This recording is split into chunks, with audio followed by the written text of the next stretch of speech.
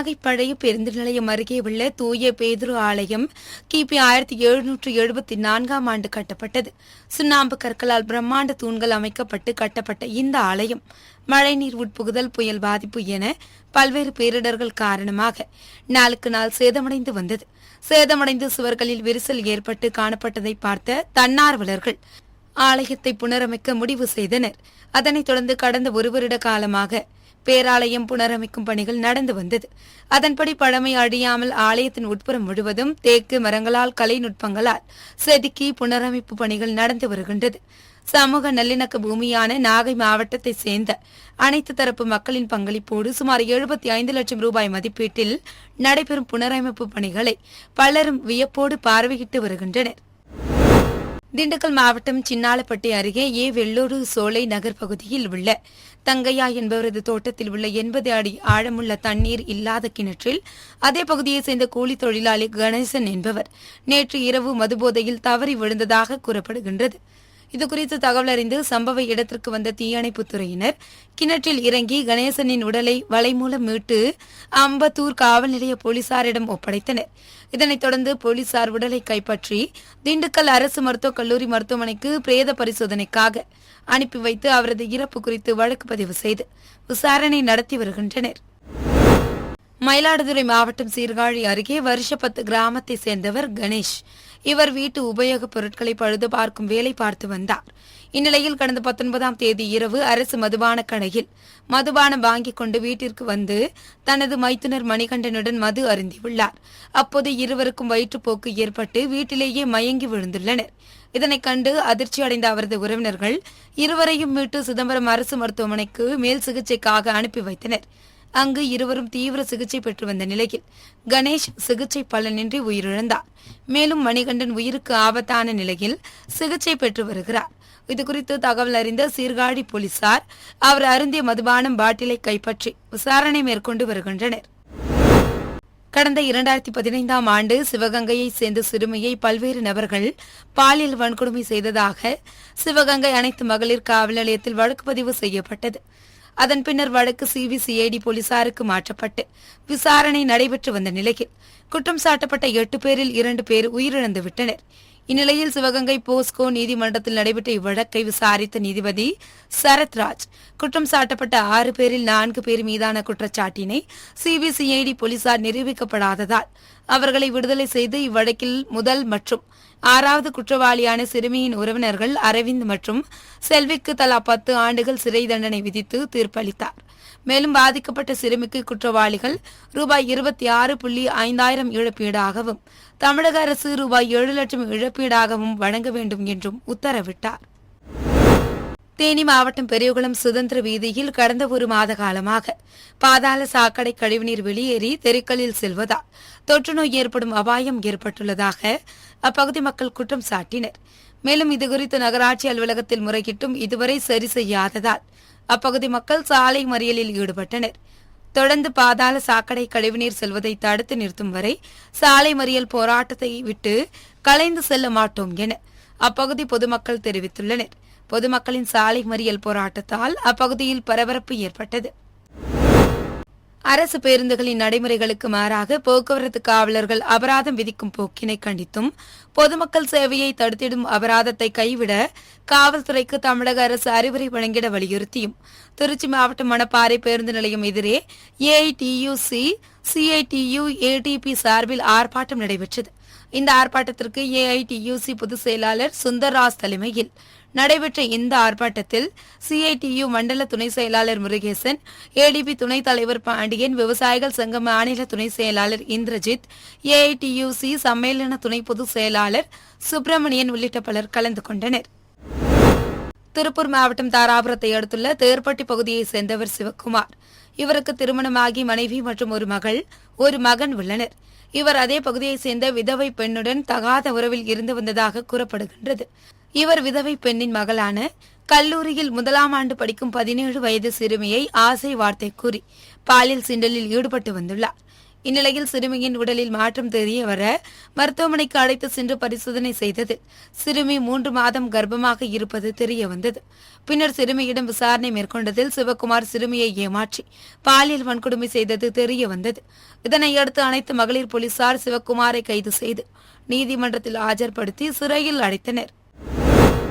தமிழகத்தில் வரும் ஜூன் 6ஆம் தேதி பள்ளிகள் திறக்கப்படவுள்ள நிலையில் காஞ்சிபுரத்தின் 5 தாலுகா பகுதிகளில் உள்ள அரசு தொடக்க மற்றும் நடுநிலை பள்ளிகளுக்கு புத்தகங்களை அனுப்பும் பணியினை தொடக்க கல்வித்துறை மேற்கொண்டுள்ளது. அதன்படி முதலில் 5 தாலுகா பகுதிகளுக்கும் புத்தகங்கள் கொண்டு செல்லப்பட்டு அங்கிருந்து அந்தந்த பள்ளிகளுக்கு புத்தகங்கள் விநியோகிக்க திட்டமிடப்பட்டுள்ளது. சிவகாசியில் இருந்து பாலக்காட்டிற்கு நசரத் என்பவர் தனது நண்பருடன் காரில் சென்று கொண்டிருந்தார். அப்போது விருதுநகர் அருகே ஆவல் சூரன்பட்டி என்ற இடத்தில் வந்தபோது காரின் முன்பகுதியில் புகை கிளம்பி தீப்பற்றி எரிய தொடங்கியது. இதனை கண்ட காரினுள் இருந்த நசரத் மற்றும் அவரது நண்பர் உடனடியாக காரில் இருந்து இறங்கியதால் உயிர் சேதம் தவிர்க்கப்பட்டது. பின்னர் தகவல் அறிந்து சம்பவ இடத்திற்கு சென்ற தீயணைப்புத் துறையினர் தண்ணீரை ஊற்றி தீயை அணைத்தனர். இருப்பினும் கார் முற்றிலும் எரிந்து எலும்புக்கூடானது. திண்டுக்கல் மாவட்டம் கொடைக்கானலில் கோடை விழாவின் 8ஆம் நாளையொட்டி நட்சத்திர ஏரியில் மீன்வளத்துறை சார்பில் மீன்பிடிக்கும் போட்டி நடைபெற்றது. 2 பிரிவுகளாக நடைபெற்ற இந்த போட்டியில் முதல் பிரிவில் 5.5 கிலோ எடை கொண்ட மீனை பிடித்த செல்வம் என்பவருக்கு முதல் பரிசு வழங்கப்பட்டது. இரண்டாவது 1.600 கிராம் எடை கொண்ட மீனை பிடித்த பாண்டி என்பவருக்கு 2ஆம் பரிசும், 1.300 கிலோ பிடித்த சவுந்தர் என்பவருக்கு 3ஆம் பரிசும் வழங்கப்பட்டது. விருதுநகர் மாவட்டம் சிவகாசி மாநகராட்சிக்கு உட்பட்ட திருத்தங்கல் நகரில் தனியார் உணவகம் இயங்கி வருகிறது. இந்த உணவகத்தில் 2 வாடிக்கையாளர் உணவு வாங்கிக் கொண்டு வீட்டிற்கு சென்று பிரித்து பார்த்தபோது சாம்பாரில் இறந்த நிலையில் புழு இருப்பதைக் கண்டு அதிர்ச்சி அடைந்தனர். இதையடுத்து சாப்பாடு தட்டுடன் உணவகத்திற்கு சென்ற வாடிக்கையாளர்கள் சாம்பாரில் புழு இருப்பது குறித்து உணவு நிர்வாகத்திடம் கேட்டபோது அவர்கள் உரிய பதில் கூறாததால் வாடிக்கையாளர்கள் சாம்பாரில் புழு இறந்து கிடந்த காட்சியை செல்போனில் படம் பிடித்து பலருக்கும் வாட்ஸ்அப்பில் அனுப்பியதோடு இணையதளத்திலும் பதிவிட்டுள்ளனர். இந்த வீடியோ காட்சி பொதுமக்கள் மத்தியில் பெரும் அதிர்ச்சியை ஏற்படுத்தியுள்ளது. திண்டுக்கல் மாவட்டம் கொடைரோட்டை அடுத்த கவுண்டன்பட்டி தெற்கு தெருவை சேர்ந்த அருண் என்பவர் பள்ளப்பட்டி சிப்காட் வளாகத்தில் உள்ள ஒரு தனியார் கம்பெனியில் வேலை செய்து வந்தார். இந்நிலையில் இவர் சிப்காட் அருகே உள்ள மதுபான பாரில் மது அறிந்து கொண்டு இருந்தபோது அங்கு வந்த ராதானிக்கோட்டையை சேர்ந்த மனோஜ்குமார், பள்ளப்பட்டி தெற்கு தெருவை சேர்ந்த மருதுபாண்டி மற்றும் தீபக் ஆகிய மூவரும் மது போதையில் அருணுடன் வாய் தகராறில் ஈடுபட்டதாக கூறப்படுகின்றது. அப்போது வாய் தகராறு முற்றிய நிலையில் மனோஜ்குமார் தரப்பு அருணை பீர் பாட்டிலால் சரமாரியாக தாக்கியது. படுகாயமடைந்த அருணை அங்கிருந்தவர்கள் மீட்டு திண்டுக்கல் அரசு மருத்துவமனைக்கு அனுப்பி வைத்தனர். அங்கு அவர் தீவிர சிகிச்சை பெற்று வரும் நிலையில் தற்போது இரு தரப்பினருக்கு இடையே ஏற்பட்ட மோதல் தொடர்பான சிசிடிவி காட்சி வெளியாகி பரபரப்பை ஏற்படுத்தியுள்ளது. மேலும் இதுகுறித்து வழக்கு பதிவு செய்த அம்மை நாயக்கனூர் போலீசார் மனோஜ்குமார், மருதுபாண்டி ஆகிய இருவரை கைது செய்து சிறையில் அடைத்தனர். மேலும் தீபக் என்பவரை தேடி வருகின்றனர். சிவகங்கை மாவட்டம் திருப்பத்தூர் மற்றும் அதன் சுற்றுவட்டார பகுதிகளில் பலத்த காற்றுடன் பெய்த கனமழையால் பல்வேறு இடங்களில் மரங்கள் சாய்ந்தும் மின்வயர்கள் அறுந்தும் கிடந்தது. இந்நிலையில் சோழப்பட்டி கிராமத்தில் உள்ள வயல் பகுதியில் மணக்குடி காலனி பகுதியைச் சேர்ந்த சின்னையா, ராமன், மணிமாறன், கருப்பையா, சேது ஆகியோரது மாடுகள் மேய்ச்சலுக்காக விடப்பட்டு இருந்தது. அப்போது எதிர்பாராத விதமாக அருந்து கிடந்த மின்வயரில் சிக்கி 5 மாடுகள் மின்சாரம் பாய்ந்து சம்பவ இடத்திலேயே உயிரிழந்தன. இதுகுறித்து தகவல் அறிந்து சம்பவ இடத்திற்கு சென்ற மின் பணியாளர்கள் மற்றும் அதிகாரிகள் ஆய்வு மேற்கொண்டனர். தூத்துக்குடி மாவட்டம் திரேஸ்புரம் மீன்பிடி துறைமுகத்தில் இருந்து கடந்த 23ஆம் தேதிக்கு முன்பு ஆழ்கடலுக்கு மீன்பிடிக்க சென்ற படகுகள் இன்று கரை திரும்பின. கடல் பகுதியில் வீசிய பலத்த காற்று காரணமாக கடலுக்கு சென்று விட்டு வந்த நாட்டு படகுகளில் குறைவான மீன்களே இருந்ததால் மீன்பிடி துறைமுகத்திற்கு மீன்களின் வரத்து குறைவாக காணப்பட்டது. இதனால் மீன்களின் விலை வரலாறு காணாத அளவு உயர்ந்து காணப்பட்டது. அதன்படி சீலா மீன் 1 கிலோ 1500 முதல் 2000 ரூபாய் வரையும், விலை மீன் கிலோ 700 முதல் 750 ரூபாய் வரையும், ஊலி மீன் கிலோ 700 ரூபாய் வரையும், பாறை கிலோ 700 ரூபாய் வரையும், குறுவலை கிலோ 350 ரூபாய் வரையும் விற்பனை செய்யப்பட்டது. இதேபோல் சாலை ஒரு கூடை நேற்று 5500 ரூபாய் விற்பனை செய்யப்பட்ட நிலையில் இன்று 6000 ரூபாய் வரையும் விற்பனையானது. மீன்களின் விலை அதிகரித்து காணப்பட்ட நிலையிலும் மீன்களின் வரத்து குறைவாக காணப்பட்டதால் மீனவர்கள் கவலை அடைந்தனர். திண்டுக்கல் மாவட்டம் வத்தலகுண்டு அருகே விருவீடு போலீஸ் சரகத்திற்கு உட்பட்ட வளையப்பட்டி கிராமத்தை சேர்ந்தவர் நிதிஷ். இந்த இளைஞர் அதே பகுதியை சேர்ந்த 15 வயது சிறுமிக்கு குளிர்பானத்தில் மயக்க மருந்து கலந்து கொடுத்து பாலியல் வன்கொடுமை செய்ததாக கூறப்படுகின்றது. இதுகுறித்து நிலக்கோட்டை அனைத்து மகளிர் காவல் நிலையத்தில் புகார் அளிக்கப்பட்டதன் பேரில் போலீசார் போக்சோ சட்டத்தின் கீழ் நித்தீஷை கைது செய்து நிலக்கோட்டை நீதிமன்றத்தில் ஆஜர்படுத்தி சிறையில் அடைத்தனர்.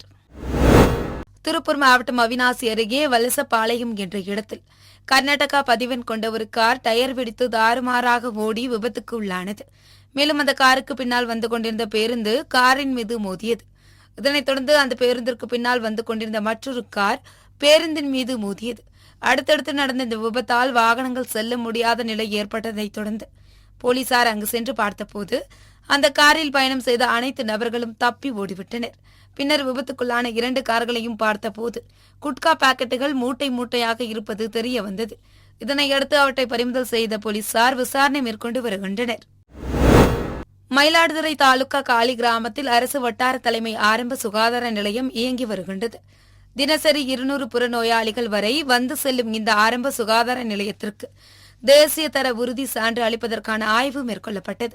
மூத்த தர ஆலோசகரும் தேசிய மதிப்பீட்டாளருமான ராஜசேகர் பாபு மற்றும் தர ஆலோசகர் லாவண்யா குமார் பட்டினம் ஆகிய இருவர் குழுவினர் இந்த ஆய்வில் ஈடுபட்டு ஒன்றிய அரசு நிதி மருத்துவ செலவினங்களுக்கு முழுமையாக பயன்படுத்தப்பட்டதா, மருத்துவர்கள், செவிலியர்கள் மற்றும் மருந்தாளர்களின் செயல்பாடுகள், கட்டட பராமரிப்பு, குடிநீர், தூய்மை உள்ளிட்ட அடிப்படை கட்டமைப்புகள், லேப், அறுவை சிகிச்சை மையம் ஆகியவற்றின் தரம் குறித்து விரிவான ஆய்வு மேற்கொண்டனர். வேளாண் துறை திட்ட செயலாக்கம் குறித்து விழிப்புணர்வு ஏற்படுத்தும் வகையில் செங்கல்பட்டு மாவட்ட ஆட்சியர் அருண்ராஜ் தலைமையில் 30க்கும் மேற்பட்ட பத்திரிகையாளர்கள் கலந்து கொண்ட சுற்றுப்பயணம் திருக்கழுக்குன்றம் மற்றும் திருப்போரூர் ஆகிய பகுதிகளில் மேற்கொள்ளப்பட்டது. அப்போது பேசிய மாவட்ட ஆட்சியர் அருண்ராஜ், மாவட்டத்தில் விவசாயம் சார்ந்த திட்டங்களை பெருவாரியான விவசாயிகளை சென்றடைய இந்த பயணம் மிக பயனுள்ளதாக இருந்ததாக தெரிவித்தார். தூத்துக்குடி மாவட்டம் கோவில்பட்டி அருகே கயத்தாரை சேர்ந்த 20 வயதுடைய மனநலம் பாதிக்கப்பட்ட இளம்பெண் ஒருவர் வீட்டில் தனிமையில் இருந்துள்ளார். அப்போது அப்பகுதியைச் சேர்ந்த டிப்பர் லாரி ஓட்டுநர் மாரிமுத்து அப்பெண்ணின் வீட்டிற்குள் அத்துமீறி நுழைந்து அப்பெண்ணை பாலியல் வன்கொடுமை செய்ததாக கூறப்படுகின்றது. இதுகுறித்து அப்பெண் பெற்றோரிடம் தகவல் தெரிவித்ததை அடுத்து அப்பெண்ணின் பெற்றோர் கோவில்பட்டி அனைத்து மகளிர் காவல் நிலையத்தில் புகார் அளித்தனர். அதன் பேரில் மகளிர் போலீசார் லாரி ஓட்டுநர் மாரிமுத்துவை கைது செய்து சிறையில் அடைத்தனர். மதுரை மாவட்டம் வில்லாபுரம் வீட்டு வசதி வாரிய குடியிருப்பில் சாக்கடை நீர் செல்லாமல் குளம் போல் தேங்கியதால் அப்பகுதி மக்கள் அவதிக்குள்ளாகினர். இதுகுறித்து மாநகராட்சி அதிகாரியிடம் முறையிட்டும் நடவடிக்கை எடுக்காததால் ஆத்திரமடைந்த அப்பகுதி மக்கள் திடீரென மதுரை விமான நிலைய சாலையில் சாலை மறியலில் ஈடுபட்டனர். பின்னர் தகவல் அறிந்து சம்பவ இடத்திற்கு சென்ற போலீசார் பொதுமக்களிடம் பேச்சுவார்த்தை நடத்தி உரிய நடவடிக்கை எடுப்பதாக உறுதி அளித்ததன் பேரில் பொதுமக்கள் சாலை மறியலை கைவிட்டு கலைந்து சென்றனர். பொதுமக்களின் திடீர் சாலை மறியலால் மதுரை விமான நிலைய சாலையில் அரை மணி நேரம் போக்குவரத்து பாதிப்பு ஏற்பட்டது.